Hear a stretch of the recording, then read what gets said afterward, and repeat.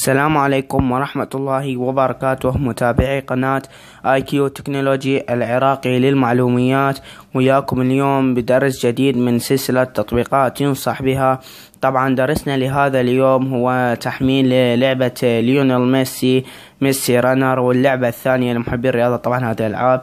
اللعبة الثانية هي لعبة كريستيانو رونالدو كيك ران. طبعا هذه هي لعبة ليونيل ميسي.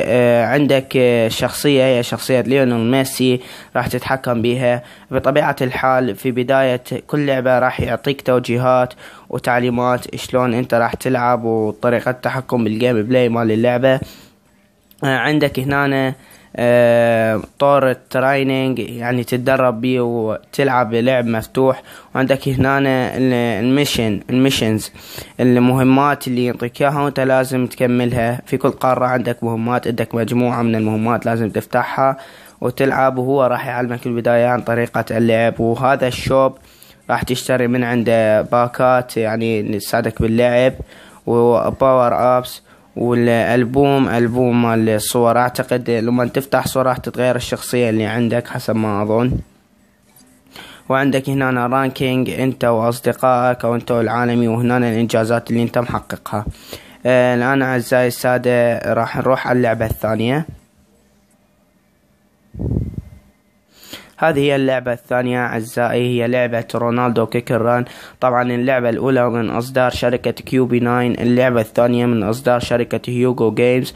اللعبتين فيها اختلاف يعني في الكثير من الأشياء، مثلا طريقة اللعب، الأشياء اللي تصادفك، المهمات، وبالتأكيد الشخصيتين مختلفة تماما، ميسي وكريستيانو رونالدو. طبعا هذه اللعبة ننتظر يكمل التحميل.